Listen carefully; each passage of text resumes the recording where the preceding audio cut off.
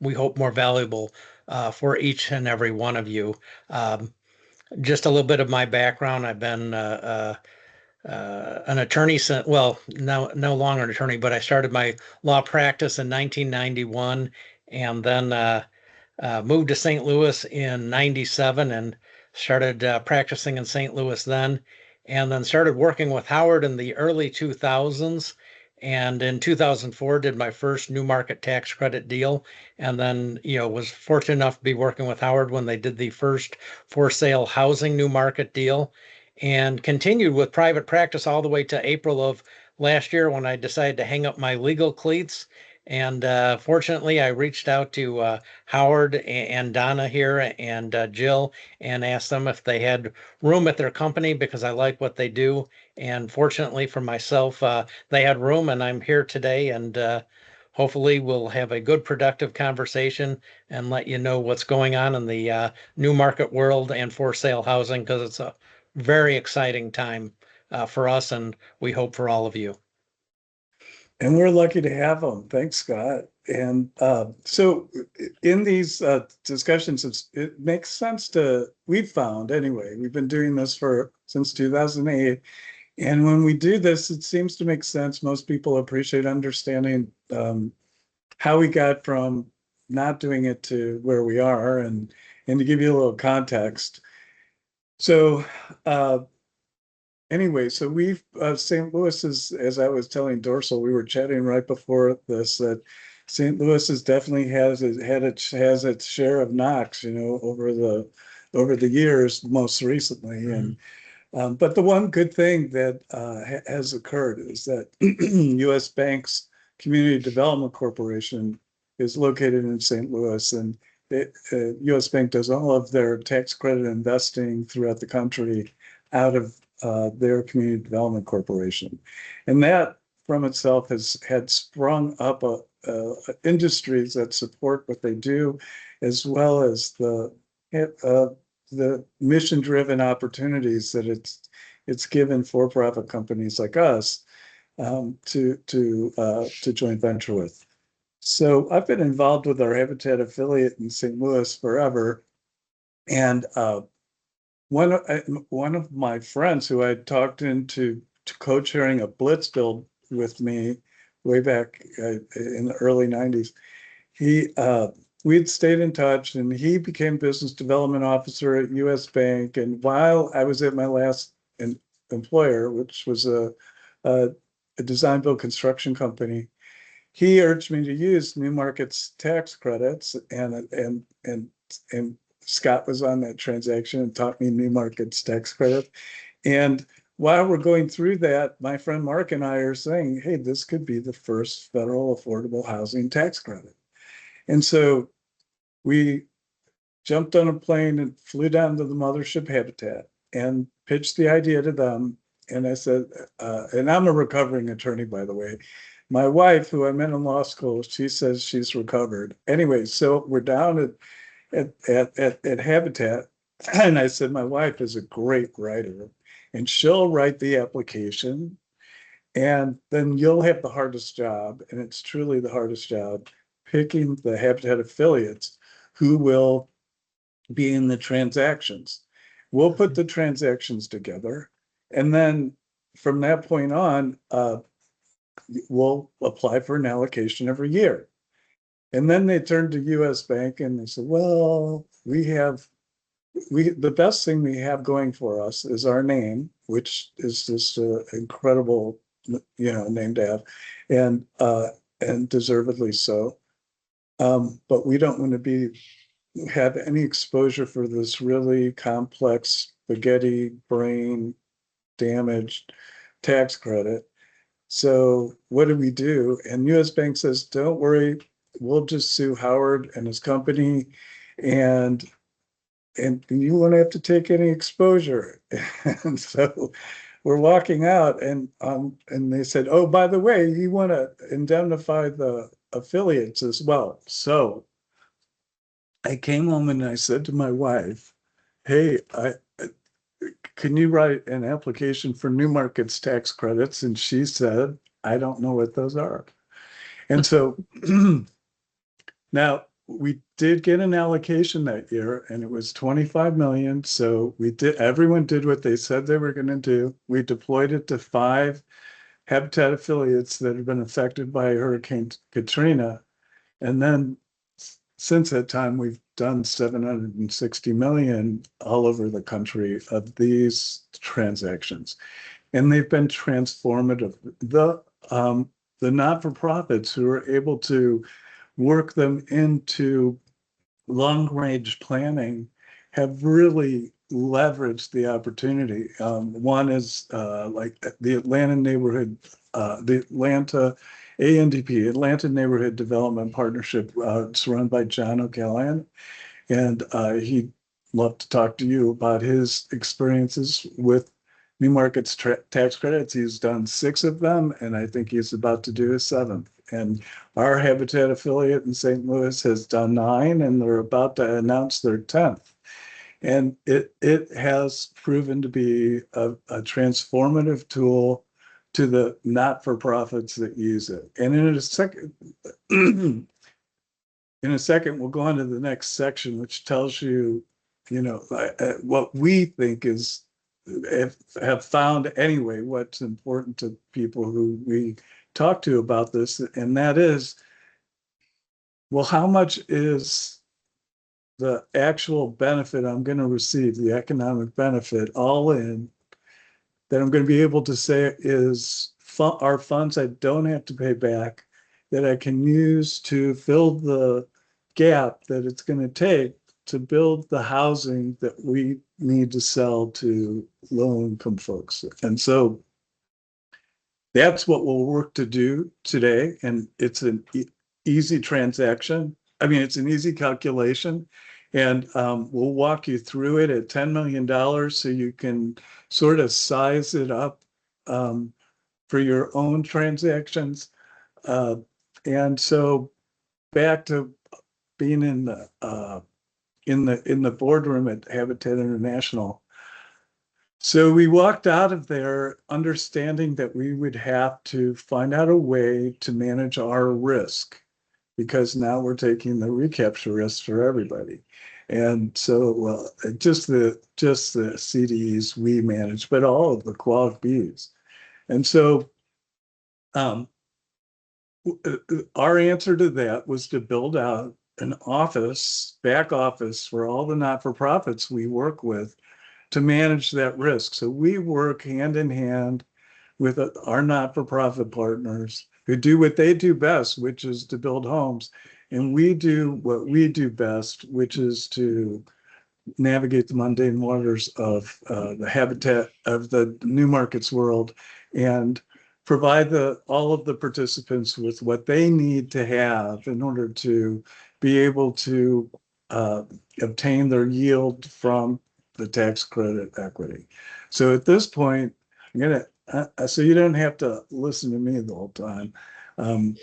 First, see if there's any questions. I doubt if there are, it's just background.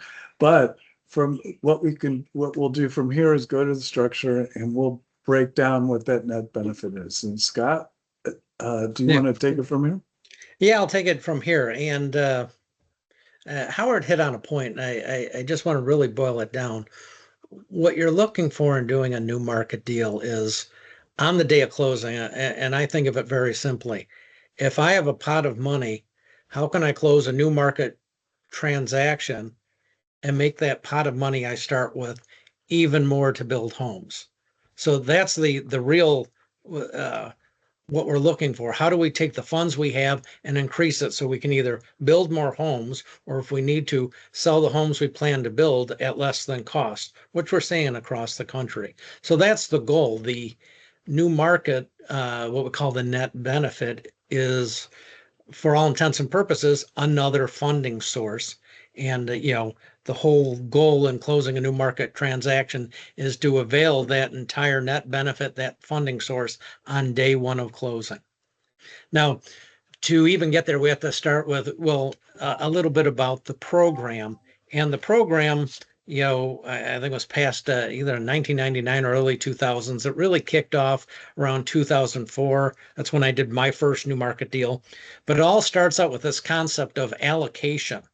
And the government, the Treasury, through a CDFI fund, awards various institutions across the country what they call new market allocation. Um, it is basically just a concept. It allows that entity the right to find a project and say, I give your project allocation. They're not giving you money. They're just giving you the right to cause an investment to be made that'll generate tax credits. And so, when you're seeking to do a new market deal, you have to search for one of these entities, and they're called CDEs, or community development entities.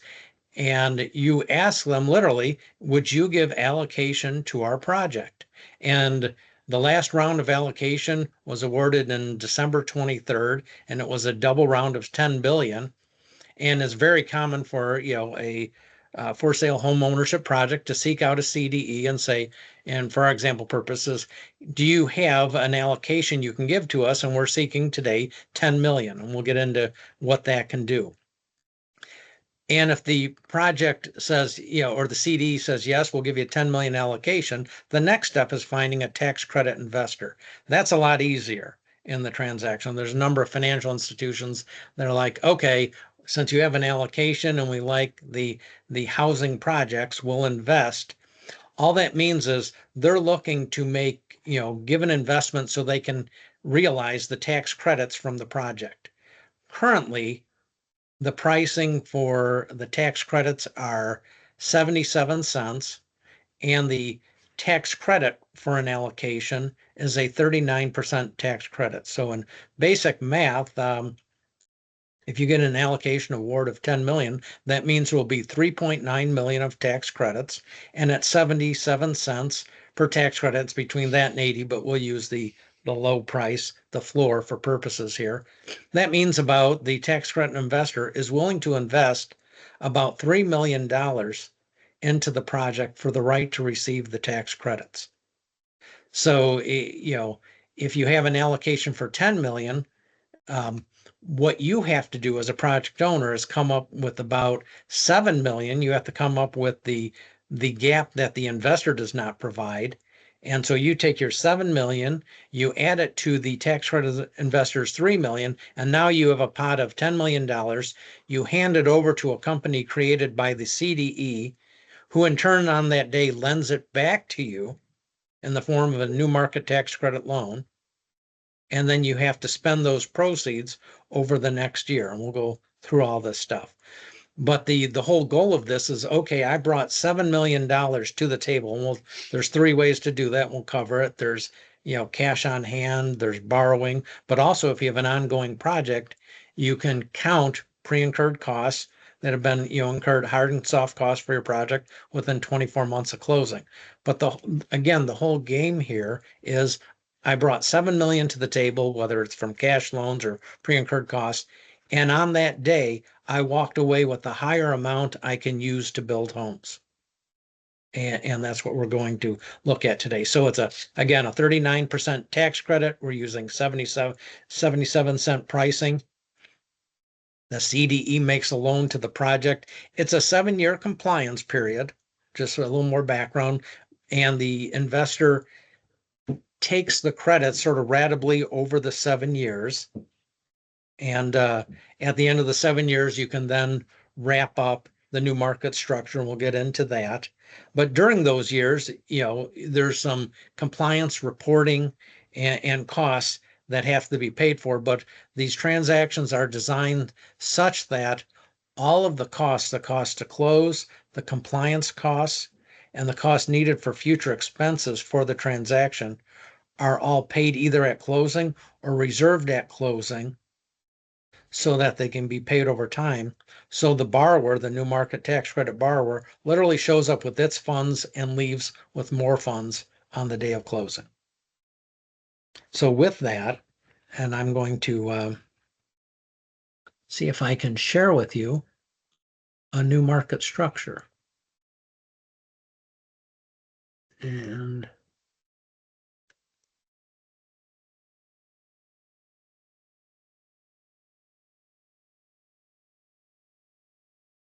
let's see.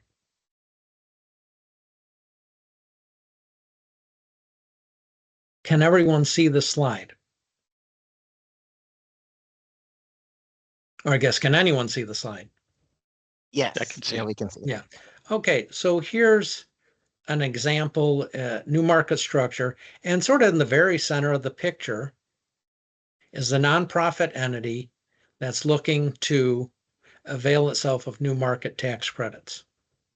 And so if you look up to the, the right-hand side, you have the allocatee CDE, and that's the company you look for to get a new market allocation. You have the tax credit investor on top of that, and you see basically at 77 cents, they're contributing $3 million in change to an investment fund owned by the tax credit investor. And the project, the nonprofit entity, has to form a related party or find a support organization, and we work through this all the time. And it has to bring to the table the $6,997,000. And that's loaned to the investor's investment fund. That's deposited into the sub CDE, which is formed by the CDE, the $10 million. And then in turn, and the CDE sometimes pays itself a fee at that level. But if you see in this example, the Quilicky, which is the new market loan, is lent back to the project on the same day at 9.6 million. And if you go through all the cost for compliance for the 7 years, the fees charged by the CDE, which is, generally 8 to 10% is what we're seeing right now of the allocation. Lower if it's a for housing only CDE, they tend to be lower, but more expensive if it's other CDEs who finance other types of projects. But in this example, and at the lowest price we're seeing per credit, what we're seeing here is on the day of closing, the new market borrower turned its 6.997 million into 8.35 million to spend on this project. And that's the whole name of the game. And you might say, well, I don't have my bandwidth is not 8.35 million to spend within a year's time, which, was part of the program requirement. I can only do 7.5 million.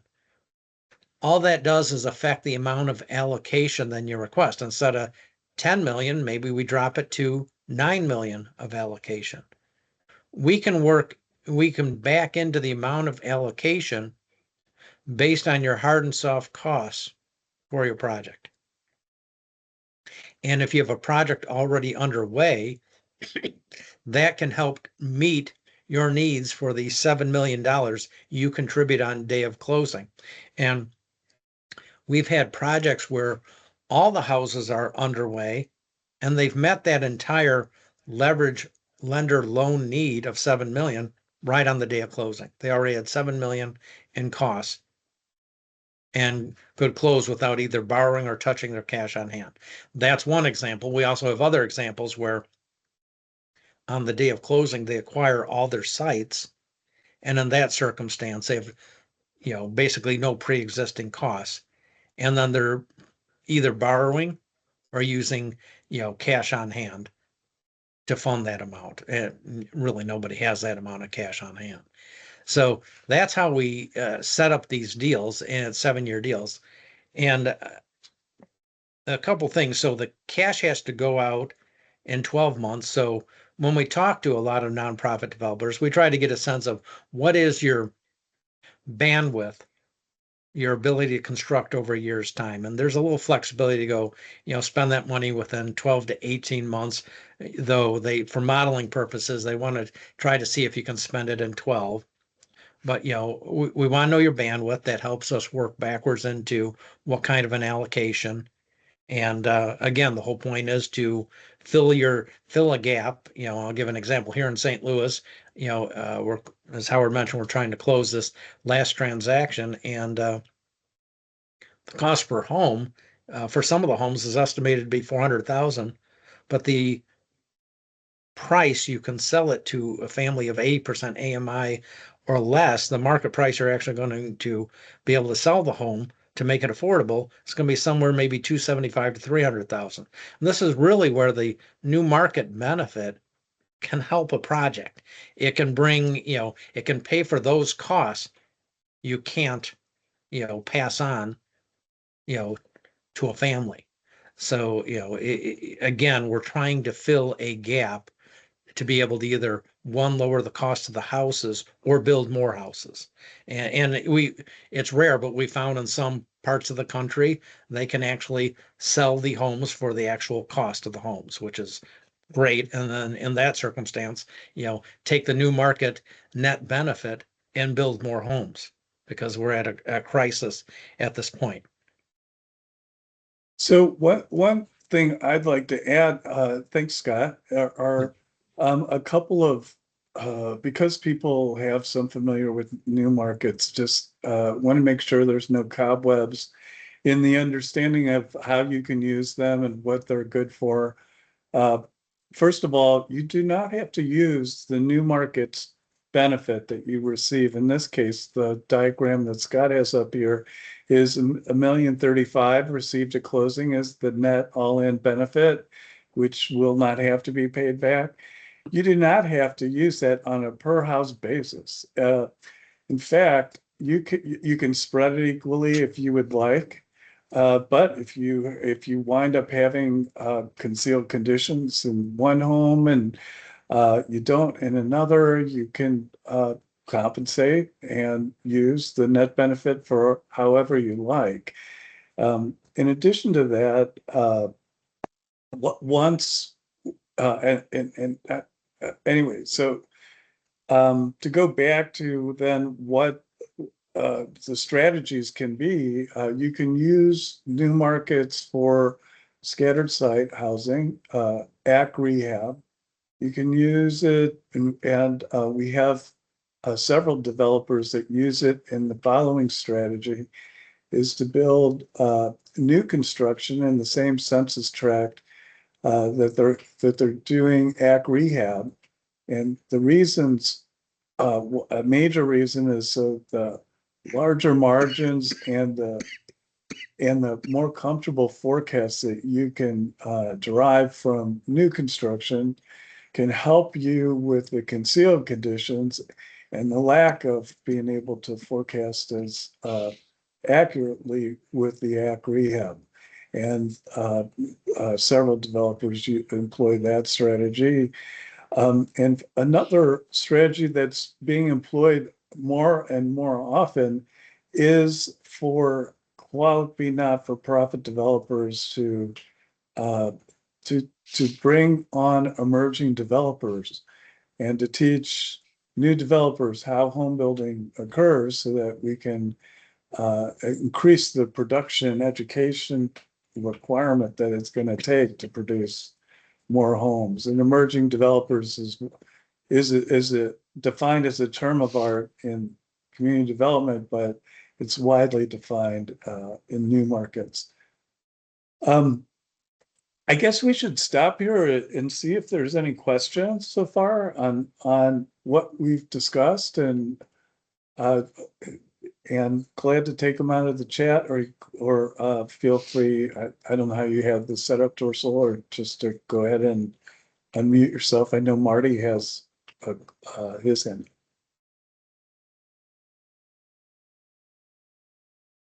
So Marty, do you have? Well, I want to pick up where you left off. I think Tina Vlasity was going to join. I'm not sure if she's with us or not, but Tina leads an initiative to help support aspiring and emerging developers get in the space. And as an example, Hamdi and Balan with African Community and Housing Development is doing a partnership project as they emerge in the development space. And Tina, I think Balan and Hamdi have both gone through your program, if I remember right. They're doing a joint project with the local Seattle, South King, Kittitas County affiliate of Habitat. And so I just want to pick up on that piece of, and we've got a lot of partnership stuff evolving with for-profit emerging and aspiring developers. doing partnerships, probably Tacoma and certainly in Spokane, where the Habitat affiliate there is actually using for-profit developers to produce their units. So I'd just like to pick up on that a bit more and see where that particular strategy might line up, because you show me this chart, and I lived through one of these transactions at Rainier Vista. It's not for the faint of heart, certainly, but you guys shepherd everybody through it. I get Yes, that. But I'm just trying to sort out how we might be able to leverage that, as there's a tremendous amount of passion and interest in this market environment to foster equity and make sure we sure. are getting equitable distribution of resources. So I'll stop with that. So as far as emerging developers, and Howard, you could probably elaborate better than I can here. Locally here, the local Habitat who are doing the 10th deal, um, they are working with a number of emerging developers in this deployment and basically hiring them to build certain of the homes. So there's space to bring in emerging developers. Um, when you mention for profit, it's easier because we get a call from a lot of non-profit, for profit entities. We get a call from a lot of for profits. And one of the obstacles, and I'll just point it out here, at the end of the 7 years, the tax credit investor, once it's realized its tax credits, which have been taken over 7 years, it has a put right to basically walk away from its interest for $1,000. That's customary in the industry. They don't have to. It's not a contractual obligation. It's a right, and they put it usually to an affiliate of the borrower, and then they step out of the transaction. Sort of what that leaves then is the nonprofit developer really in control of the whole new market funnel. And so on one hand, they have up at the top of the screen, they've loaned into the new market structure 7 million, and they have a $9.6 million loan at the end of the transaction. For a for-profit developer, once you collapse this and you control both sides, you're going to have a cancellation of indebtedness because you owed 9.6 million against a $7 million debt, or that's your loan, and the for-profit developer gets hit with a big tax hit, basically the benefit received year one. The nonprofit won't recognize the cancellation of indebtedness income. So these types of transactions are very well suited for nonprofits. For for-profits, that hit at the end is a bitter pill to swallow, especially in a transaction like this, where you're building and selling the homes as they're completed. And other new market deals, it may not be an issue if you built a retail center and you hold it for 7 years. Maybe you can absorb that hit at the end as a for-profit developer. But in the for sale housing, it's a harder hit. And it sort of tails into, people might ask, okay, so here's a spend of 8.35 million. Let's just say that it'll build 25 homes. We build the 25 homes. We first spend the 8.35 million in 15 months. We have some of our own funds we put in, and all the homes are sold by month 24. Okay, it's a 7-year program. What happens to comply with the program? And this is, with the help of the Smith team, you have to what they call be an active new market borrower, because he can't pay the loan back for 7 years, and really there's no repaying the loan. It just gets collapsed when the tax credit investor leaves. But I forget what I was going to say. Okay, in the compliance years, to maintain compliance with the new market program, you have to strive to build and sell a home per year. And again, this is an easier task for a nonprofit developer who's already in the industry, because what we do is, okay, you are already going to build in this area. Let's take one of the homes you're already going to build that's in a qualifying census tract. That's part of the program. You have to build your homes in qualifying census tracts. And let's make it part of the new market transaction, and we'll put it on the books and records of the new market transaction each year. And it's not a very big lift for the nonprofit because that's the line of, their mission, what they've set out to do well before doing the new market deal. And so that's how we get compliance. Again, that's harder for a for-profit because they may not like the area anymore. They may not like the market. But the the nonprofit developers tend to stay in the same area and help because there's a need that just doesn't go away for the, affordable homes. So that's what we call the compliance home a year. And again, as part of the services, help each nonprofit find the home, bring it from their normal set of books and records, put it on the new market transaction, and shepherd that through. A couple of other things, yes, this is a loan, a new market loan. What happens to the interest we often get? Because, as Howard said, once you collapse the whole structure, once the investor leaves, you really don't end up paying the loan. There's a cancellation of debt, this doesn't hit the nonprofit. But what happens to the interest? So in this transaction, let's just say, okay, it's a $9.6 million loan, and let's just for ease, 2% of interest per year, you usually see it around 1.5%. That interest payment is made to the sub-CDE, and let's just call it an annual interest payment of $300,000. The investment fund owns 99.99% of the sub-CDE, so that $300,000, 99.99% is paid to the investment fund. The investment fund owns a leverage loan. We size the interest on the leverage loan to eat up all the interest that the investment fund receives. So it pays it on interest to the leverage lender.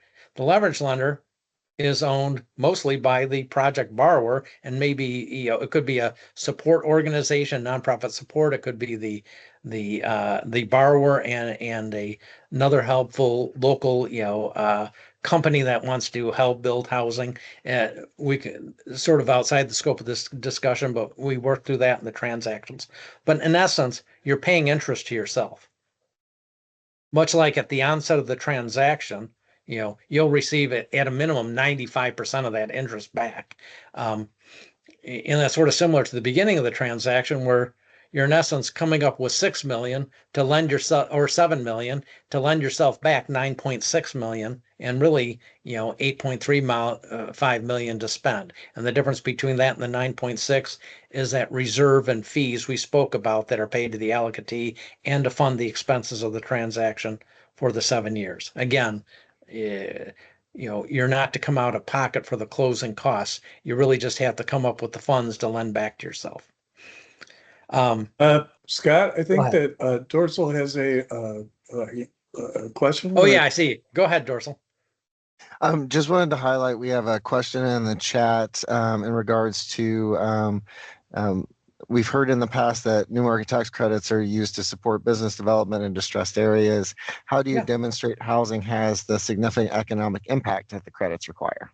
Oh, that's a great question. And I love that. And that was, probably the biggest, despite all the work Howard and Donna and Jill here have done over the years, that was the biggest knock and trying to get people interested. And they're like, because, everyone wants to count jobs. And yes, you can count jobs when you're building homes, but after you build your project, the jobs drop off after a couple of years. So back in December 23rd, and I don't know if I need to stop sharing for a second.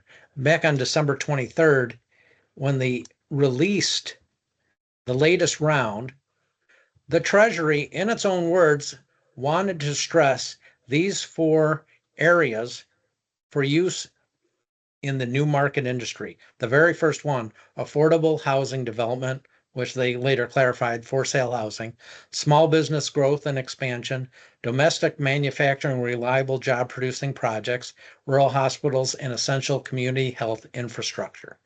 But the first one listed, and the one that they've had meetings, and Howard and Donna flew to Washington, D.C. to have a meeting with the Treasury Department, and is on how do we better use new markets for affordable for sale housing.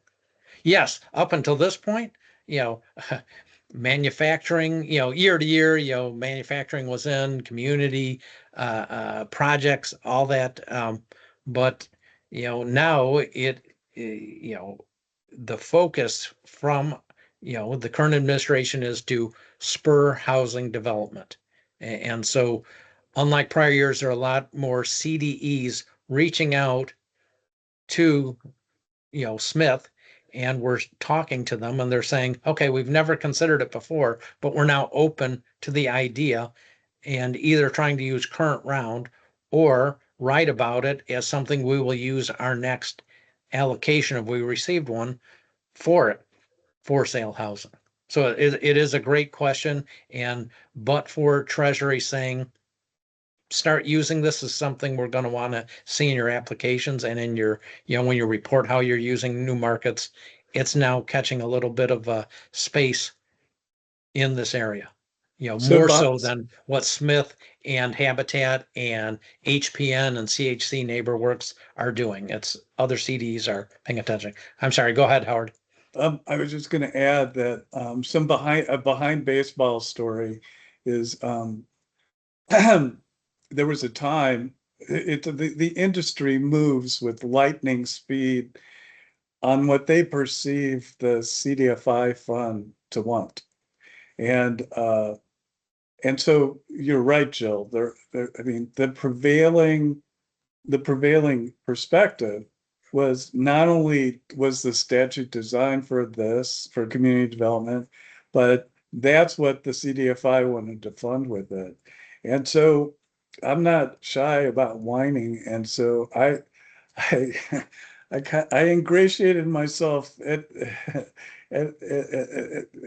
as well as I could, whining about it to the program director of the New Market Tax Credit program, and it's the late Bob Ibanez. He recently died, unfortunately, and we eventually became friends. But I said, do you understand that the whole industry thinks that all you want is job creation, that you don't want home ownership? And it's always, we've been in the new markets field since 2008 and been doing home ownership since then, even with this prevailing perspective. And we only did it because the statute itself provides for it. And on top of that, even though there's not a lot written about using new markets for home ownership, that was one of the whines I had to Bob. I said, the whole application is about creating jobs. You need to start using some home ownership if you want people to really do it. And he said, well, first, I don't believe that's a perspective that the whole industry says. And I said, Bob, it is. Everybody thinks it's job creation. And so he had come from a housing background and he didn't want to hear that. And on top of that, housing and home ownership really is a stated impact and outcome that the CDFI fund wants to have occur. And I don't mean to wax on forever about this, but there has been discussion about limiting this very tool that we've been using for almost 20 years in lieu of another tax credit that hasn't been able to be passed in the past 20. And anyway, so with Treasury casting the surprising spotlight on using new markets for home ownership, just like the whole industry ran to the other side of the boat when one day, it was job creation, or it was food deserts, or it was whatever the flavor of the month was. Anyway, I wanted to tell you that the inside baseball story is that pigs do fly, and they actually do like home ownership. So here's another question. Are there funding sources that play particularly well or poorly? Yes. One is LIHTC. I mean, LIHTC is great for what it does. And the reason why they don't like LIHTC, new markets for rental, is that they have LIHTC for rental. And even though it by statute permits this mixed use, Scott will tell you, the investors he's worked with, and other parties just don't like to do the mixed use because it's too risky with the compliance that you need to have occur. So anyway, so the other one is Capital Magnet, but Capital Magnet you can structure around. You can condo around LIHTC, and I've seen Newmarket's use for LIHTC pedestals, and I don't know if that's a prevailing use or not. I've seen it a couple of times, but we don't have a LIHTC connection to have ever explored that. And but Capital Magnet, there's a couple of workarounds where you can not use them as part in the structure, but you can place them side by side. But other than that, you can twin it with almost anything else. And so Yeah, and Howard, the I'd like answer. to add what we're seeing a Sure. lot is down payment assistance. So you use the new markets to help bring the cost down for the families. But, if your local governments, have a down payment assistance program, that's great too. And we see that a lot with the houses being sold. And so it does work well with those if there's other types of grant money.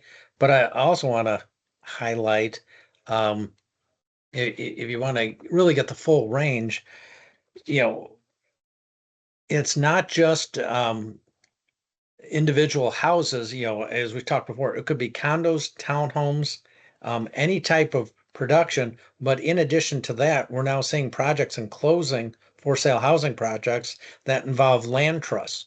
So if your property is in a land trust, we can structure the same so that you can still use new markets, even though the the dirt itself is in a land trust, so long as the house on the dirt can be sold to the family homeowner. And we see, a lot of nonprofit developers, very mission driven, want to preserve affordability in neighborhoods. So we see the range of, usually with DPA, there's a burn off if it's, the family sells it, close in time to acquiring it. And then you get to the other end, and a lot of land trust situations, there's a limit as to how much upside. Basically, as I've heard it said to me before, you can basically sell your home and get what you put in out of it, plus a good down payment for the next home.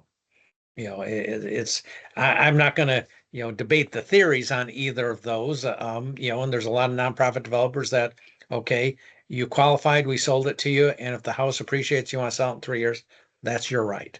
And under the theory, every family's allowed to, develop their own equity. And again, so there's flexibility. I want to make sure everyone knows there's flexibility in the program to have different, types of ownership with land trusts and the like, and, the clawbacks on equity, depending upon maybe when the sale occurs.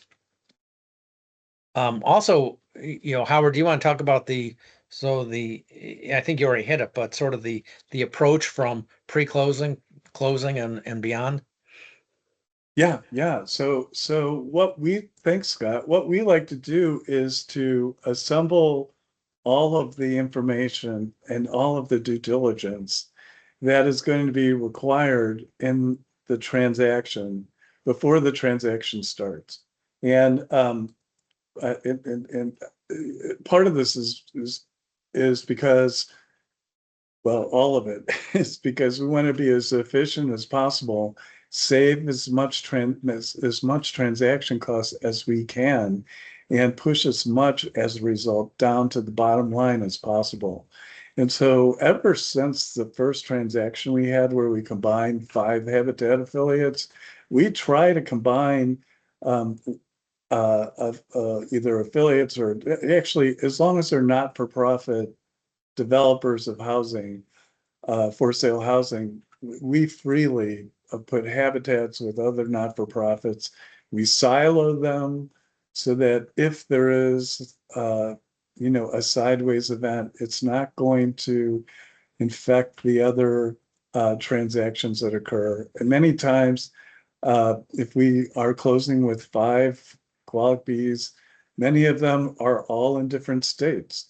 But it's not a problem for them all to be in the state of Washington.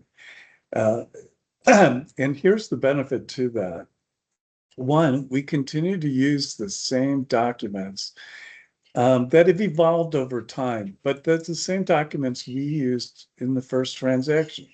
The same concepts also have evolved along with the documents, but what we're doing, I guess another important part of that calculation is that we've tried to keep the same transaction participants, and part of that is that there's really only one investor in the industry that will that has been very heavy in investing in our model, and it's US Bank, and they've been a great partner.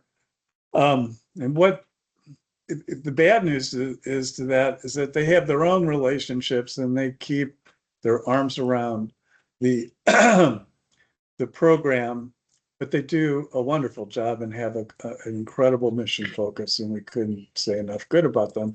We have other investors, but back to why we combine Qualic Bs is when we're using US Bank, we use their counsel. They were on the first transaction in 2008. When we do multi-Qualic B transactions, we use the same Qualic B firm, Elkins and Associates, who was on the first transaction in 2008. We are putting together the band members that have been doing this for so long that as a result have the lowest transaction costs that we have seen in the industry. We're just redlining from one deal to another. Yes, that's still expensive because the firms are taking on risk. However, we don't have the big problems that, to have to decide with unknown personalities that are new to new markets. We're able to work them out, building on resolutions that we've made with other issues that have arisen in the 17 years we've been doing this, and really build on the structure as opposed to plowing new ground. And one of our goals is to open this structure up, this technology up to other practitioners as well. We're worried about others doing home ownership, doing it wrong, and it tainting this model, which has worked so well. We want it to work well for everybody. We are open about people using it as long as they use it correctly. We don't know what that is yet, but we have made a commitment. It is not ours to hold this up. It's our concern that it just be used in the same way. So we want others to start using this so that new markets can really take off as being a key to this, because it's such a seasoned program now, and it doesn't make sense to start it again, with another credit. Sorry, Scott, go ahead. No, that's agree with everything. And just to add on to that, and the fact that it's the same parties, but if you're a nonprofit developer or you work with a nonprofit developer, and you're like, well, what do you do, Smith team? Well, before the transaction closes, we're working with you to help you identify your project, your properties, work through your cost. We review pre-incurred costs. We explain everything that's going to happen, all this, as far as our team, we don't get paid unless there's a closing, and we spend a lot of hours working with nonprofits trying to build up, this is what we think, you can do with the properties you have and the costs you've incurred and the allocation and all that, and work with that. And then once closing occurs, we're helping you with your book entries for the new market transaction. And then each year helping you with your spend, monitoring your spend, coordinating with the CDEs, helping identify the compliance property. Step by step through all the years, if you owe a certain report about community benefits, how many homes you sold, how many jobs building that home, working with you hand in hand to make sure you're giving the CDE what it wants, what the tax credit investor, what it needs, helping the monies we talked about earlier flow through the structure and back as needed. all of that. And then at the end, when the investor puts where they're saying, okay, this is going to happen. This is how we disassemble the structure. So everything goes back to where, things would have been, before the deal. So it's a cradle to grave approach. And, we're with you, side by side, for closing, through closing, and then through what we call exit. And so you always have a resource to talk with. And it's also helpful because we realize, just as here as with each of your entities, if someone, takes a job somewhere else, there's continuity with both teams. And so there's never a drop off as far as the CDE can see or the investor. There's always someone to call. There's always someone with familiarity. And Any then, questions? yeah, I was going to say, I think we've hit upon all the things we usually Yeah. talk about.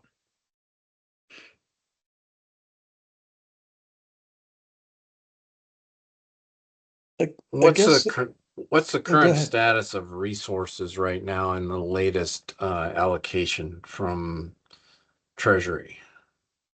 Who's got Sure. money?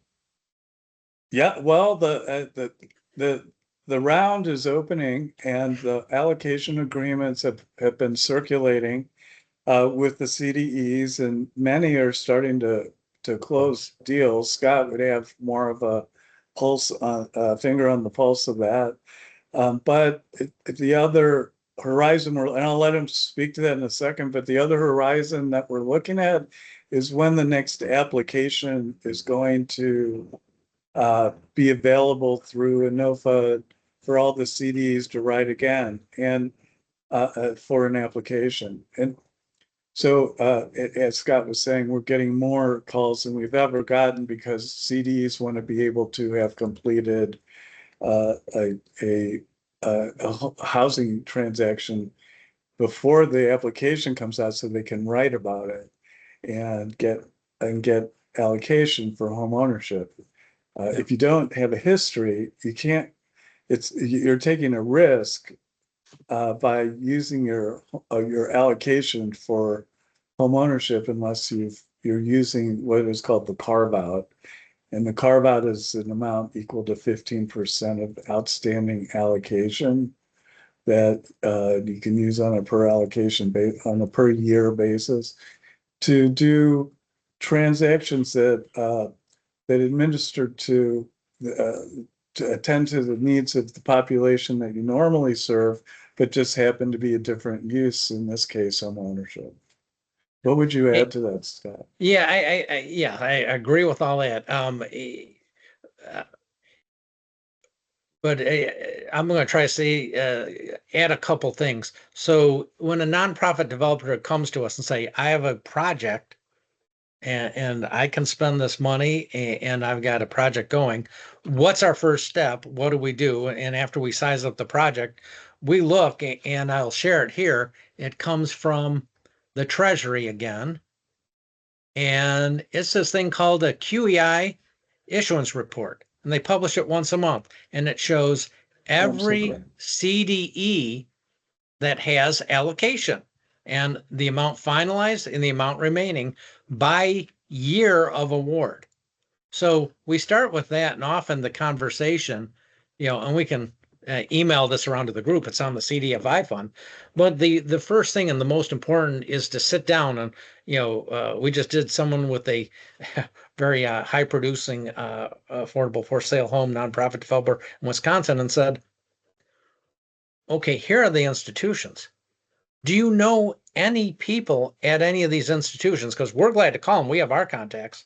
But chances are, if someone's on your board and they're part of this institution, you may get more mileage out of someone with them reaching out and facilitating a conversation.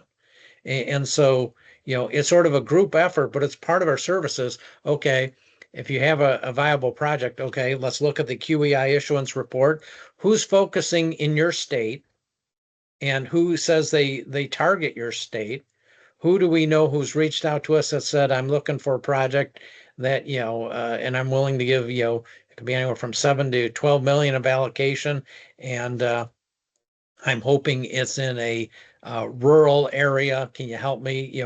We keep track of all the CDs that reach out to us, but we also keep our eye on the QAI issuance reports and call the contacts that we have at each of the CDEs. It's a very, I guess in the scheme of things, a small group of participants. I think roughly 140 some won awards, and they have conferences several times a year. And so we go to all those. So we know many of the people in each CDE on a first name basis, or we can call them. They're aware of Smith NMTC, obviously, with the focus on housing. But we start with who can we reach out to when you have a project and, ask them for allocation. And that's the very first step. And Marty, I don't know if that was in response to what you were looking for, but basically those are our first several calls. Yeah, well, I mean, boiling it down, U.S. Bank, I think, has done the predominant amount of homeownership stuff here Yeah. in Washington. They seem to have pivoted a couple years ago, maybe a few years ago, to more rural context rather than urban, if I remember right, as their primary Yeah. focus. And then we got HPN. So if we have HPN members, Yeah. they probably can get allocation. Habitat affiliates might be able to get allocation through the mothership. So, NeighborWorks but what as if well. what if we have folks that want to start exploring for the next time around? Do they have to go to US Bank? I know Heritage Bank was supposedly setting up 3 or 4 CDEs. I don't know if they've ever applied for funding or not, but I'm just trying to figure out the CDE strategy. And I hear what you're saying. Two things. Yes, US Bank is an allocatee. They're also probably the biggest new market tax credit investor. The hard part is to find the allocatee. And US Bank, they will, use their allocation sometimes for home ownership projects, but they do like to spread around because as a tax credit investor, their client database is everyone who can use tax credits. So finding a tax credit investor is relatively easy. US Bank being the largest probably sets the price and others sort of react off that price. I think, US Bank probably they have the most experience in close and can usually close the quickest. But if you're willing to work with an investor who doesn't close many deals, you might get a better pricing. That's sort of the way it is. But yes, they have to, given they are sort of a national institution in the industry, and in their view, they have to support all types of projects. Yes, they'll spread their allocation around more than most. And yes, if you're a NeighborWorks member or an HPN member or a Habitat, you can reach out to the CDEs that are related to each of those, and you have a better chance of getting allocation. But the one we just helped with in Wisconsin came from a CDE who just said, I heard the message from Treasury and now I'm willing to invest in this local project. It's a Wisconsin CDE and a Wisconsin nonprofit. And it just so happens one of the nonprofit board members who really didn't understand about new markets, was able to facilitate a connection. You never know. We need to explore all the relationships we have and see if we can't make that connection to get it moving. And, with this emphasis by Treasury, yes, there's 3 housing specific CDEs, but there's many more now that, at least are open to the concept. And that's why we're actively reaching out to CDEs on behalf of projects, on a daily basis to try to make connections. And as Howard said earlier, even if they say, okay,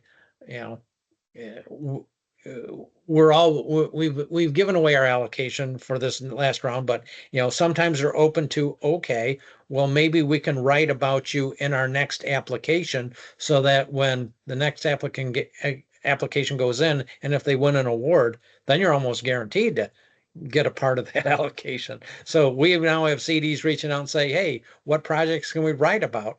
That almost puts you in line. Okay, you may have to wait a year, but at least you'll be in there if they get their award, because once the CDE writes about you, they sort of have to follow through about that write up, unless for some reason you can't make the project work at that point, or they just didn't get the allocation they had hoped.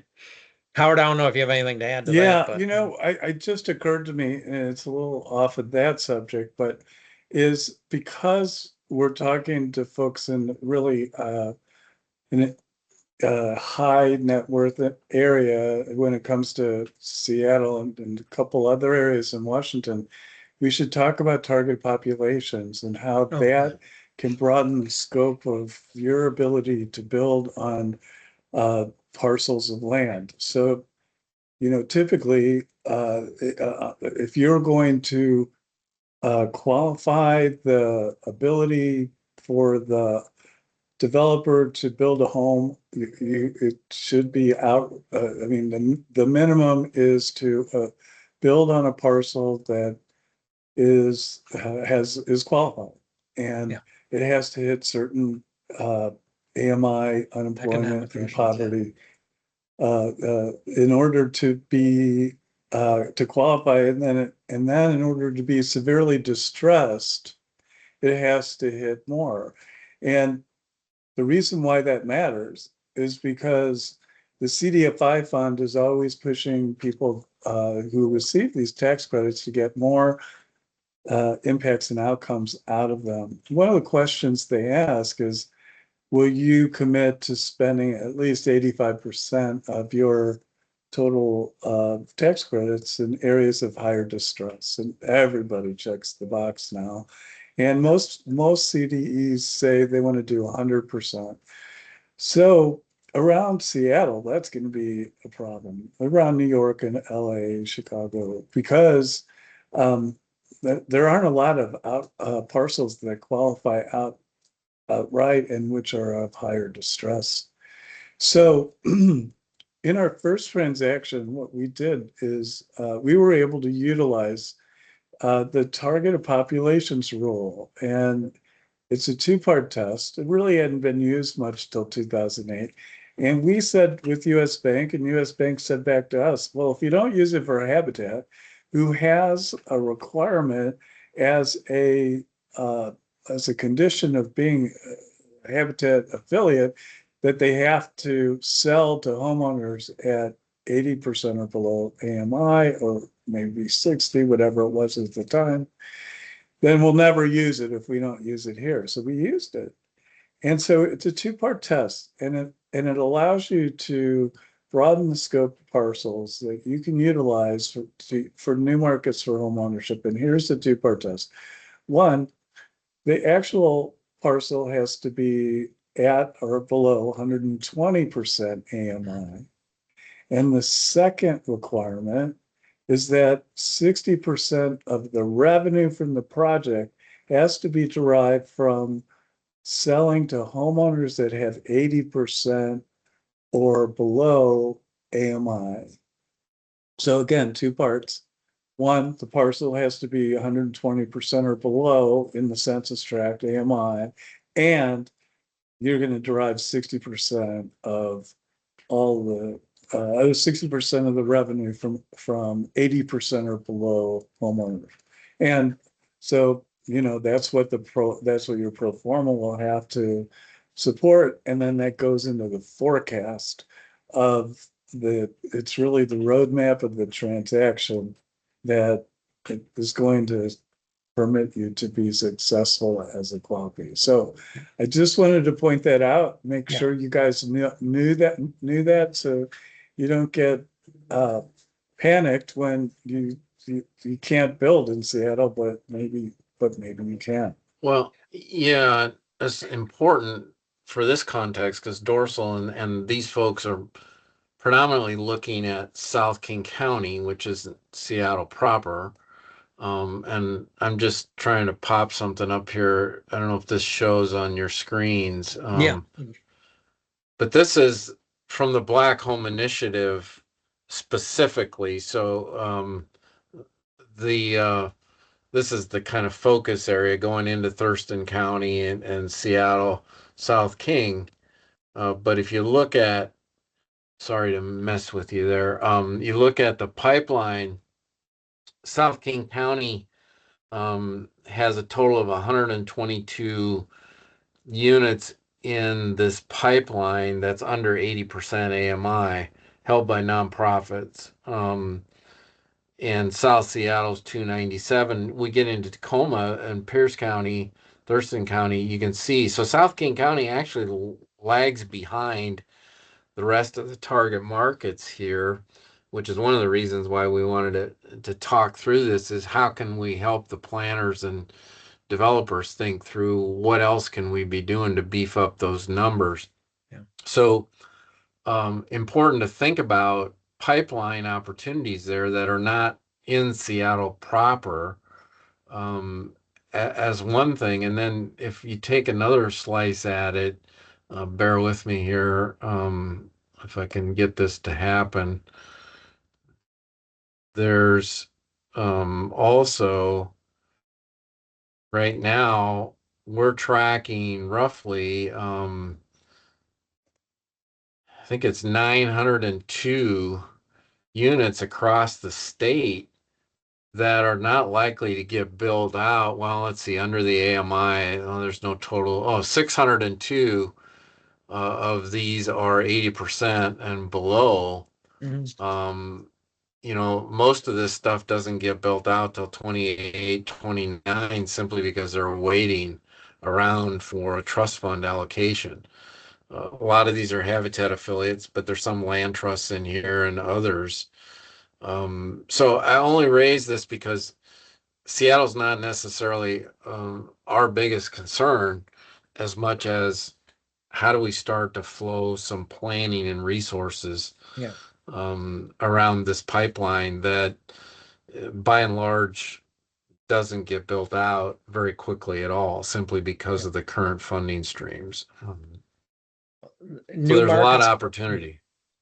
Yeah. New markets can help. And also, and just to mention on what Howard was hitting, another thing that happens pre-closing, once you bring a project to us, we immediately ask for addresses and we search the CDFI fund who, basically oversees the program. We type your addresses in to see if it's a new market qualifying census tract. And so, if it's qualifying, then that's a good thing. Then the next step is it severe distress? Because, as the government has created different categories to pursue, does it meet, some more critical thresholds? What Howard was getting to, if your properties, are in, we pull up either on the Novogradac or CDFI fund and showing severe distress, then technically 20% of the homes have to be sold to families of 80% AMI or less. That's sort of the minimum. Most CDEs say, hey, listen, we want a better story. We want to write about your project and get more allocation. So sell a lot more than 20%.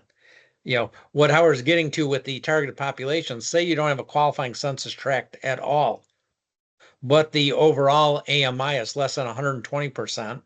Then we can look at it, and it's what we call targeted populations. You can still do your project in the census tract, but the restriction now becomes, and it qualifies for as if it's a severe distressed.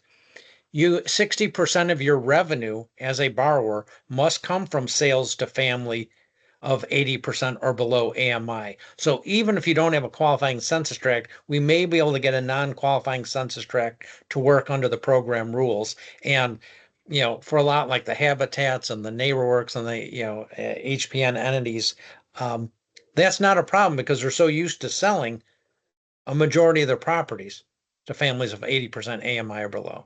So it's don't be discouraged if you do your own little due diligence. You type in your census tract and find out, oh, it's not qualifying. Well, let's take a look to see if we can do targeted pops. And a lot of deals, we end up doing targeted pops just because it can be a problem. You can have I forget who we were on the call with Howard like a month ago. an area which is clearly needs housing, but it happens to be included in a census tract that has a high wealth neighborhood, just completely obliterated the ability. So we see a lot of that. So again, don't give up. Come and talk to us. Even if you don't do anything with us, at least let us see if we can run your addresses through the different databases and help you on your way.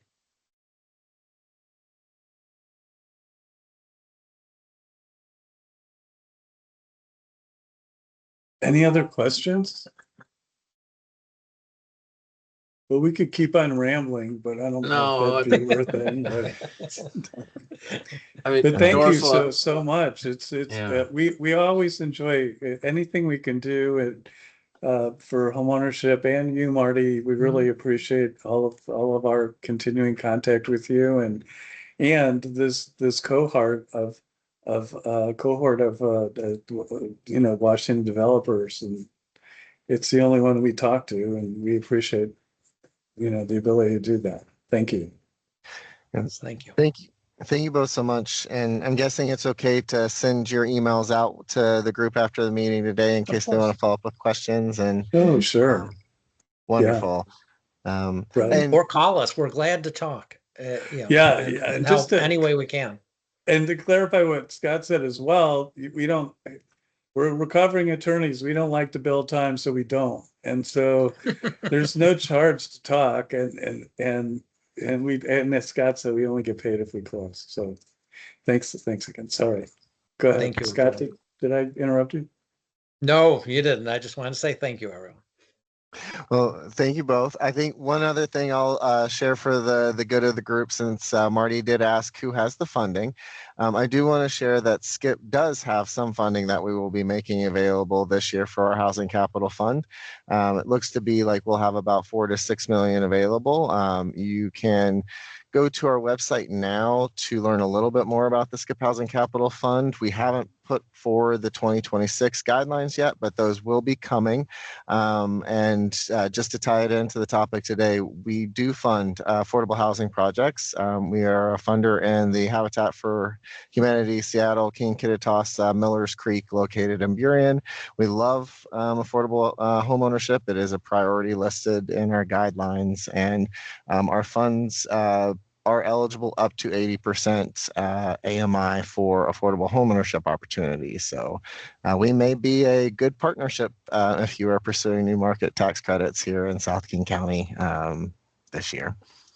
So with that, it is a beautiful day here in Washington. We don't get a lot of those, so I'm happy to give everyone about 30 minutes of their day back if there are no more questions.